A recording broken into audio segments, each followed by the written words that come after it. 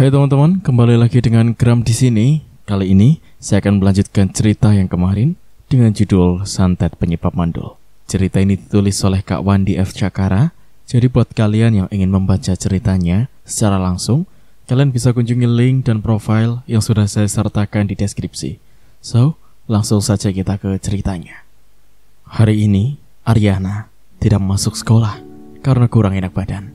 Maka ketika bel pelajaran usai, aku langsung ke tempat biasa menunggu angkot. Aku menyandarkan tubuhku pada sebuah pohon besar yang belakangnya terdapat sebuah pembuangan air yang cukup besar, layaknya sungai.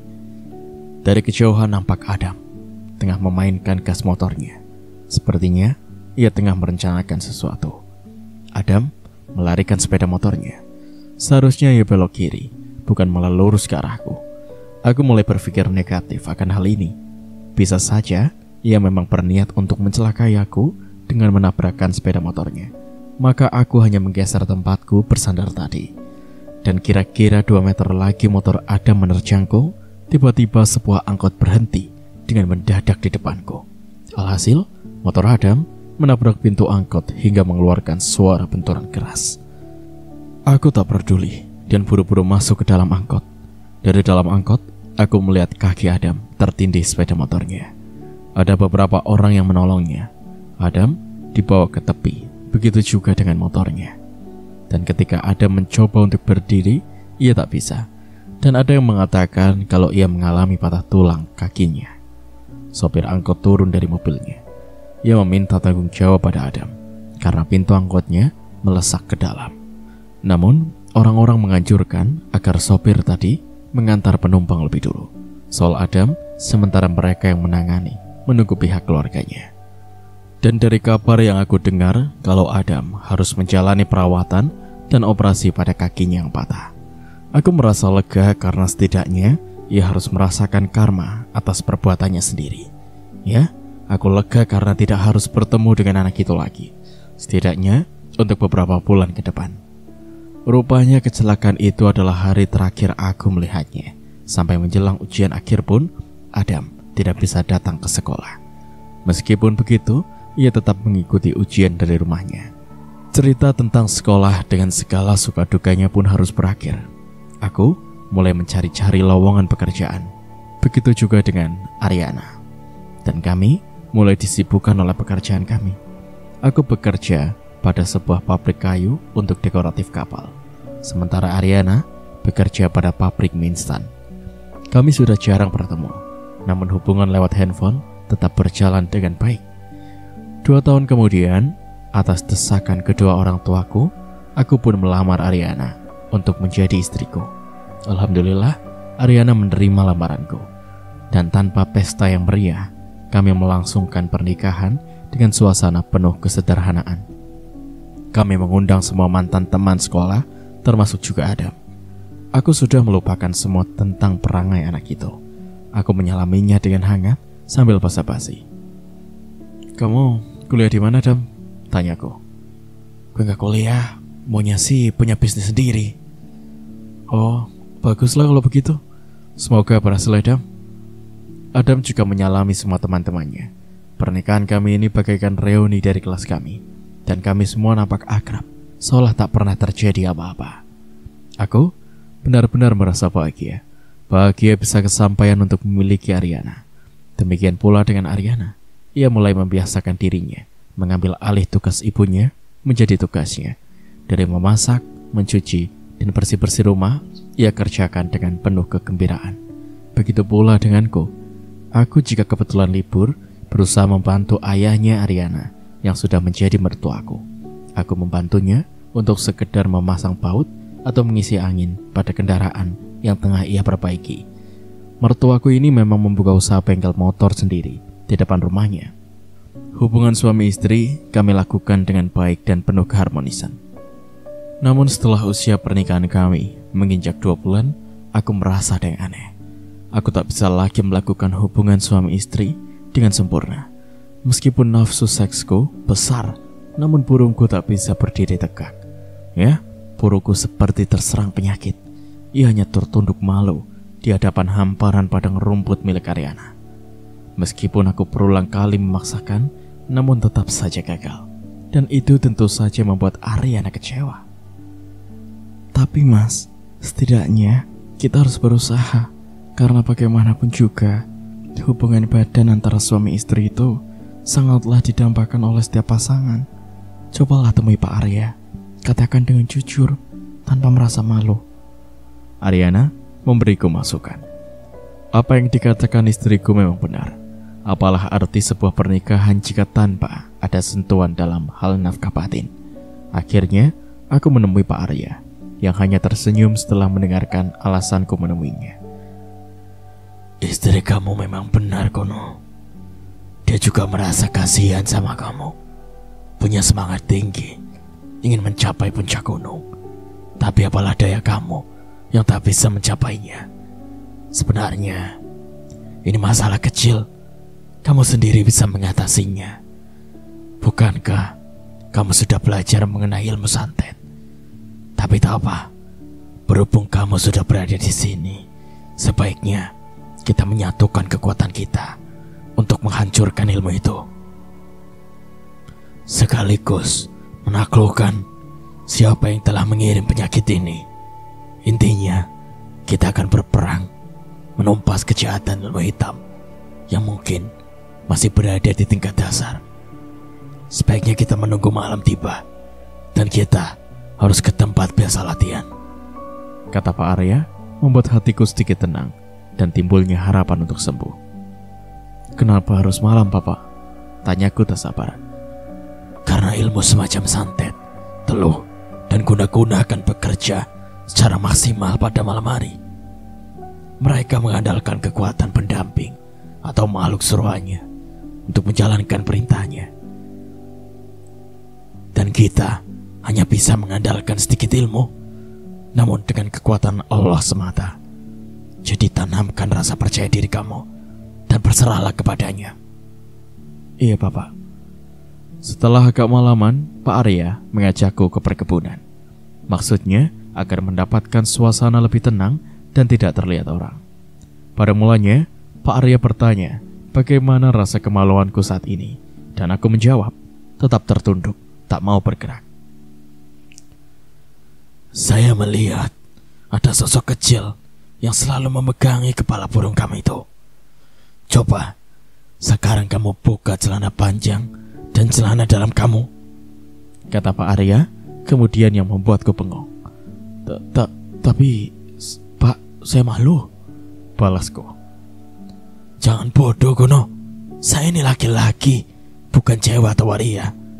Cepat lakukan perintah saya. Mau tak mau, aku pun membuka celanaku. Setelah itu, Pak Arya mulai komat kamit membaca mantra.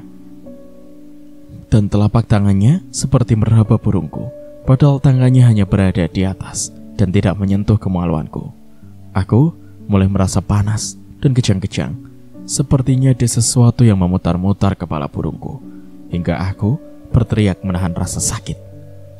Tahan, Kono. Anak kecil itu ingin mematahkan batang kamu. Sekarang, baca mantra yang telah saya berikan dan ikuti juga gerakan saya. Aku mengikuti semua perintah Pak Arya. Lama Pak Arya harus berusaha mengeluarkan makhluk kecil yang bersarang di kemaluanku. Keluar kamu, sentak Pak Arya dengan suara nyaring, dan beliau berhasil menarik paksa makhluk kecil yang kini sudah berada di tangannya. Makhluk itu mirip seekor ular kecil dengan bentuk kepalanya seperti kepala bayi manusia. Namun kelihatannya ia makhluk ganas, karena dari sorot matanya yang berwarna merah juga gigi-gigi taringnya bisa dipastikan kalau ia adalah makhluk yang dengan mudah membunuh mangsanya. Nah, sekarang kamu sudah berada dalam genggaman saya. Saya bisa melakukan apa saja untuk menyakiti kamu, atau kamu punya pilihan pergi dengan aman, bebas sesuka kamu, atau kamu saya perintahkan untuk berbalik penyakiti Tuhan yang telah memperbudak kamu. Sudah saatnya ia harus bertanggung jawab atas perbuatannya yang selalu menyiksa dan menyakiti orang. Pergilah. Jika saya melihat kamu masih mau diperbudak orang itu, maka saya janji untuk melumat tubuh kamu yang sekecil ini, kata Pak Arya lalu melepaskan makhluk itu. Setelah kepergian makhluk kecil tadi, tiba-tiba tempat kami duduk bersila, seakan bergoyang-goyang, seakan ada gempa. Pak Arya terlihat sama sekali tidak panik. Ia malah menyuruhku untuk segera berkonsentrasi kembali. Rupanya, dukun santet itu mulai merasa terganggu. Kita harus menyatukan hati dan pikiran, serta kekuatan batin kita. Ini adalah pertarungan. Jika kita berhasil mengalahkan dia, berarti kita sudah bisa membebaskan orang yang akan menjadi sasarannya. Tapi jika kita gagal, maka kita akan terserang penyakit kiriman yang lebih dahsyat lagi. Setelah berkata begitu, Pak Arya mulai merapal semua ajian miliknya. Tubuhnya bergetar hebat, sehingga aku yang berada di sampingnya pun turut bergetar. Ternyata dia sudah menjadi seseorang yang sesat, Gumam Pak Arya seolah tengah melihat seseorang yang berada jauh di sana. Kemudian Pak Arya mengulurkan kedua telapak tangannya. Sepertinya ia tengah melakukan pertarungan jarak jauh. Dan tanpa disuruh, aku pun membantunya dengan menempelkan telapak tanganku pada punggung Pak Arya, agar tenaga dalam kami dapat lebih kuat lagi. Entah berapa lama pertarungan itu berlangsung, keringat sudah membanjiri tubuhku. Bajuku pun sudah kuyup. Tubuh kami berdua sama-sama terguncang dengan hebat, sehingga kami sempat terpental, dan aku melihat Pak Arya batuk-batuk. Aku merasa kasihan dan khawatir jika terjadi apa-apa atas dirinya. Tidak apa-apa, Gono. Saya hanya terluka ringan saja. Tapi dia nampaknya terluka parah dan tidak melanjutkan pertarungan ini. Dia lari, dan ini berarti ia lepas tanggung jawab atas apa yang telah ia lakukan. Penyakit yang semula kamu rasakan itu akan berpindah kepada orang yang meminta pada dukun itu. Jadi, Adam dalam bahaya? Biarkan saja dia menerima karma atas perbuatannya. Seumur hidup ia akan tersiksa selamanya. Akhirnya, Pak Arya mengajakku kembali ke gubuknya. Aku merasa bersyukur telah terbebas dari semua penyakit yang telah menyiksaku. Sebaiknya, setelah ini kamu cek burung kamu ke dokter untuk memastikan kalau dia sudah baik-baik saja dan siap tempur lagi. Kata Pak Arya diselingi suara tawanya yang khas. Keharmonisan hubungan rumah tanggaku dengan Ariana kembali normal.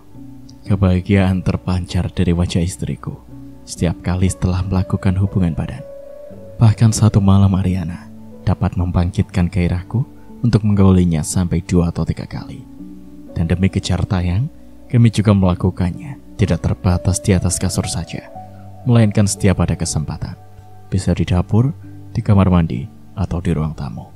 Kami pernah merasa malu bukan main saat kepergok ibu mertuaku yang tiba-tiba saja pulang dari pasar. Padahal biasanya ibu berbelanja cukup lama, tapi kali ini begitu cepat ia kembali. Kami berharap dengan semakin seringnya melakukan interaksi, maka akan semakin cepat pula Ariana hamil. Karena bukan hanya kami yang sedang merindukan tangisan seorang bayi di dalam rumah ini, tapi juga kedua mertuaku yang kerap kali bertanya, "Apa sudah ada tanda-tanda kalau kamu hamil, Lana?" Dan Ariana hanya menggeleng lesu dengan raut wajah yang nampak kecewa. "Mungkin belum saatnya. Kamu harus sabar ya, berdoa dan berikhtiar," kata ibu mertuaku. "Ya, baru juga beberapa bulan kok, Bu. Tetangga kita aja ada yang sampai 3 tahun belum punya keturunan. Pas kalian punya momongan, hampir setahun sekali dia melahirkan. Dan sekarang anaknya sudah setengah lusin. Jadi kamu harus sabar. Mungkin Allah belum mempercayai kamu untuk memiliki momongan," balas sang ayah mertuaku. Namun setelah hampir 1 tahun, kehamilan Ariana tak juga kunjung tiba. Aku mulai gamang dan bertanya-tanya dalam hatiku, apakah mungkin ini efek dari santet kiriman itu? Toh bisa saja ada bekas-bekas pisau ular kecil yang tertinggal pada kemaluanku dan berimbas pada keperkasaanku. Pak Arya memang betul. Ia pernah berkata agar aku memeriksanya ke dokter. Namun aku mengabaikannya karena aku pikir semua sudah kembali normal. Ariana pun mulai bimbang. Terkadang ia mulai dingin tiap kali aku mengajaknya untuk berhubungan, sehingga kami memutuskan untuk pergi ke dokter bersama. Karena setidaknya Ariana pun merasa bersalah jika dirinya yang ternyata mandul. Dan pada akhirnya, kalau aku harus mengakui bahwa aku memang suami yang tak berguna, suami yang tak bisa membahagiakan istrinya. Aku gagal menjadi seorang lelaki, gagal menjadi seorang suami. Surat keterangan dari dokter itu begitu jelas menyatakan kalau air maniku sudah tidak steril lagi. Mungkinkah benar ular kecil yang pernah bersemayam pada kemaluanku telah meninggalkan sisa-sisa bisanya? Hubunganku yang baru saja terasa indah tiba-tiba harus kembali suram. Bukan hanya Ariana yang mulai menjauhi aku, namun juga ibu mertuaku yang telah mengetahui kalau aku mandul pun sepertinya tak mau lagi melihatku. Lalu, haruskah aku mempertahankan rumah tanggaku yang mulai retak ini? Terserahlah mas, aku juga sudah tidak lagi berharap mempunyai keturunan dari kamu. Namun untuk bisa rasanya itu kurang baik mas. Agama kita melarang dan sangat membenci perceraian.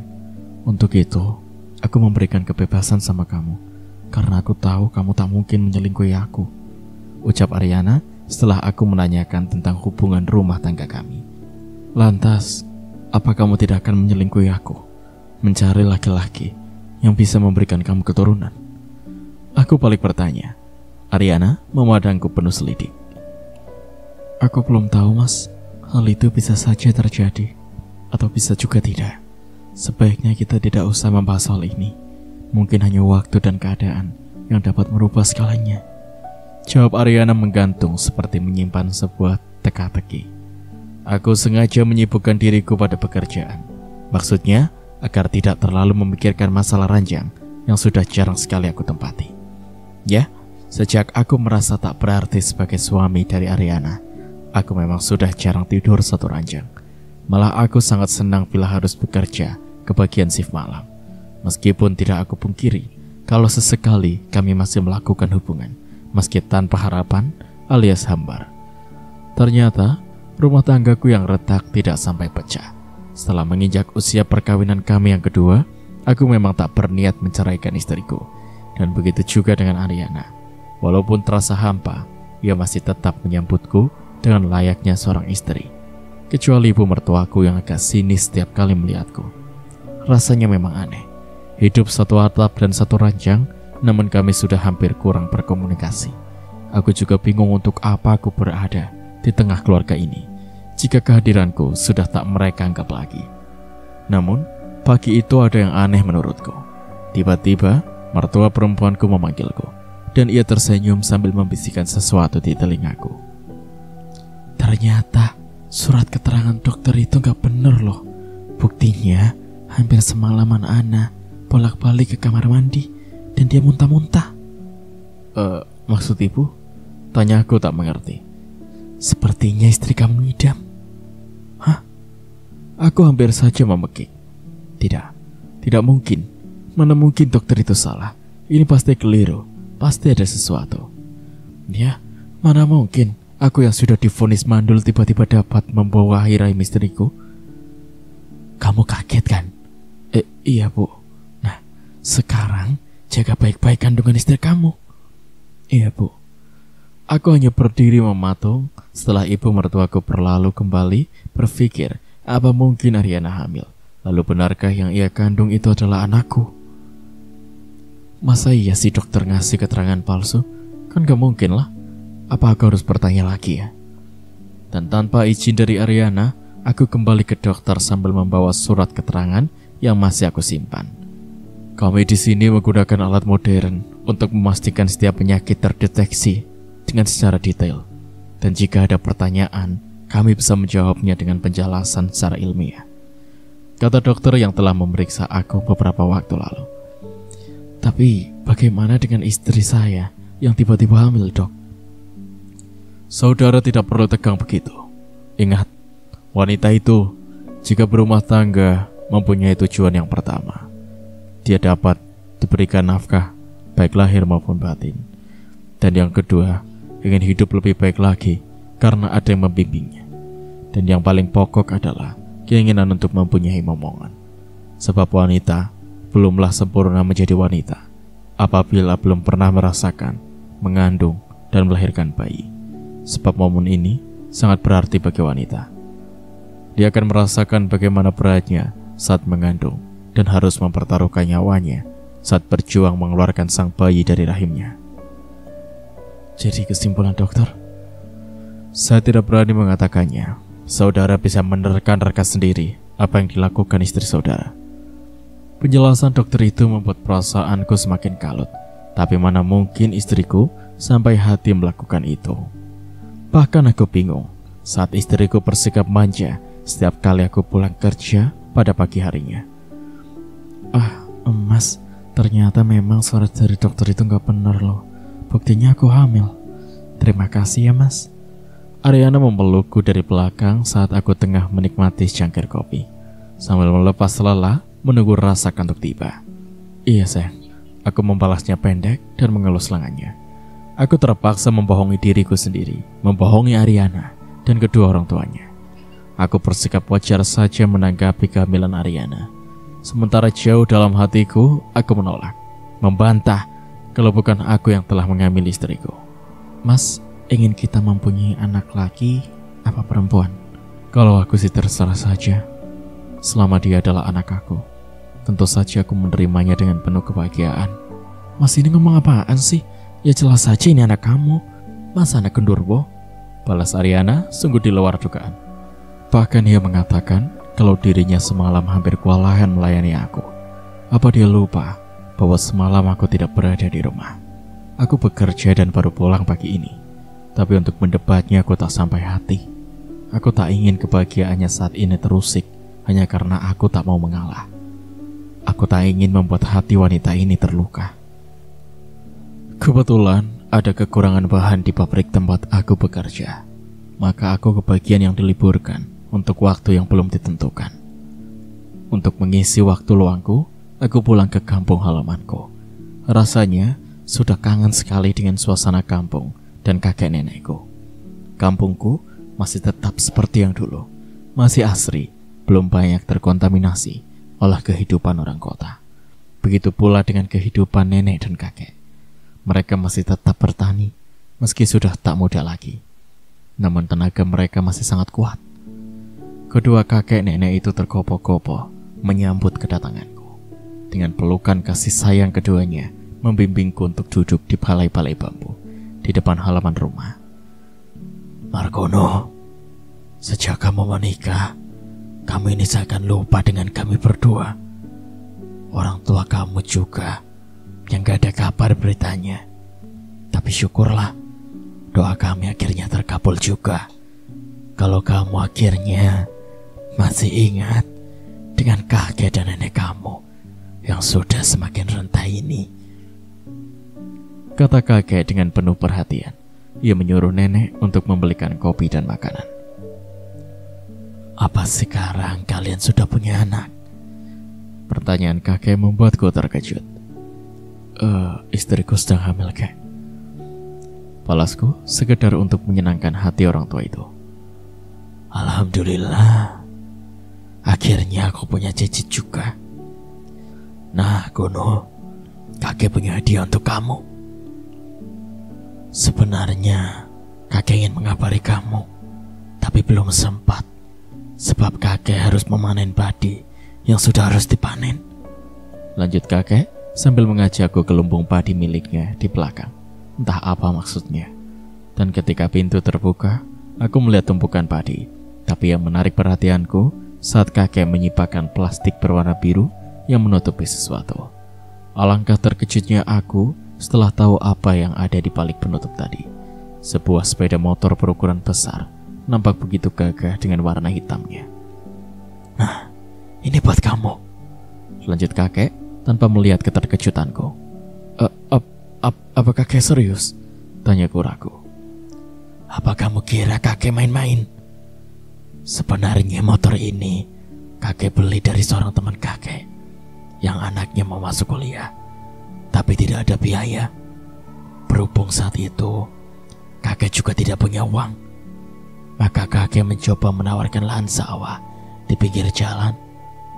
Alhamdulillah, kebetulan ada pengembang perumahan yang tengah mencari atau menambah luasnya lahan untuk perumahan tersebut. dan lahan kakek dibayar lumayan tinggi harganya. Kakek menceritakan asal-usul ia membeli motor gede tersebut.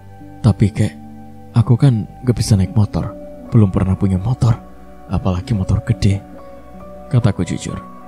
Gampang kalau soal itu. Nanti anaknya teman kakek itu yang akan mengajari kamu sampai kamu bisa dan mahir. Aku hanya memandangi motor gede tersebut dengan pikiran kosong. Ya, untuk apa aku memiliki motor sebagus itu? Toh masa mudaku telah lewat. Aku membayangkan saat-saat sekolah dulu, semua teman memiliki motor. Bahkan Ariana sendiri pun sampai mengalah untuk naik angkot agar bisa bersamaku. Ya, seandainya waktu itu aku memiliki motor seperti ini, mungkin tak ada temanku yang mengejek aku termasuk dengan Adam. Hampir semalaman aku gak bisa tidur. Seumur hidup baru kali ini mempunyai motor, dan motor gede pula. Mimpi apa aku ya? Kata orang, jenis motor kayak gini harganya cukup mahal. Tapi ketika aku tanya kepada kakek, ia hanya tertawa saja. Tidak ada yang mahal selama itu bisa dibeli. Kakek tidak sempat atau belum pernah memberikan apa-apa sama ayah kamu, karena keadaan saat itu benar-benar terjepit. Tapi alhamdulillah, ini rezeki buat kamu, dan jangan kamu sia-siakan. Begitu kata kakek. Hanya saja aku tidak terlalu berharap dengan motor seperti ini. Kalaupun ada, mungkin motor biasa saja. Tapi ya sudahlah, ini sudah rezeki aku. Dan keesokan harinya, anak dari teman kakek itu datang ke rumah untuk mengajari aku. Aku malu juga sih, sebab aku memang belum pernah belajar motor. Kalau sepeda sih aku pernah punya. 3 hari kemudian aku sudah bisa mengendarai motor itu tanpa bimbingan lagi, walaupun masih pelan-pelan dan sedikit kagok. Sampai akhirnya aku harus kembali ke rumah istriku dengan mengendarai motor tersebut. Tentu saja Ariana sangat senang melihatku membawa motor sampai ia bertanya, dari mana dan bagaimana mungkin aku bisa memiliki motor sekeren itu. Aku hanya menjawab dengan jujur, kalau itu pemberian kakek aku. Aku gak nyangka kalau kakek kamu sangat sayang sama kamu. Terus motor aku buat apa dong? Selama ini kamu selalu menolak jika aku menyuruh kamu untuk belajar, kan bisa kamu gunakan untuk kerja, kata Ariana menunjuk motor miliknya. Aku gak pernah bisa memakai barang yang bukan milik aku, Ana. Sekalipun kamu adalah istriku. Karena bagiku, seorang suami bukan sekedar numpang hidup di rumah istrinya, memakai barang-barang milik istrinya, melainkan setidaknya mampu memberikan apa yang bisa ia berikan.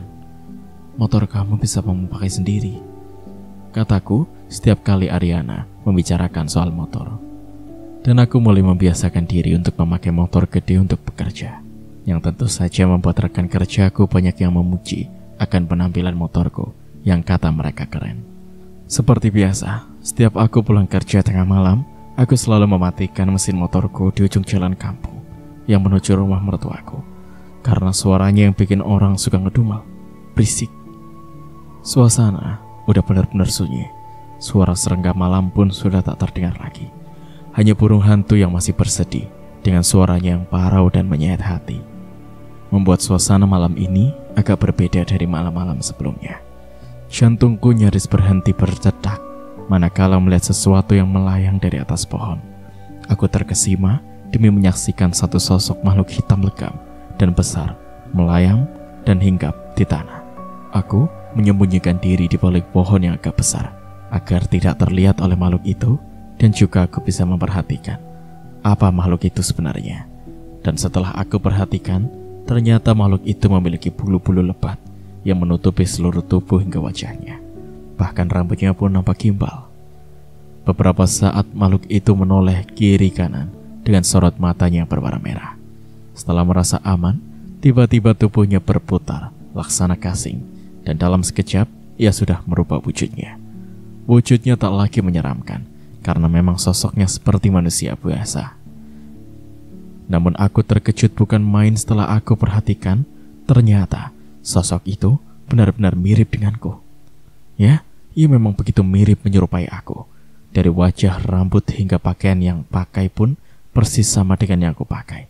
Aku sepertinya tengah melihat diriku sendiri. Apakah aku ini tengah bermimpi?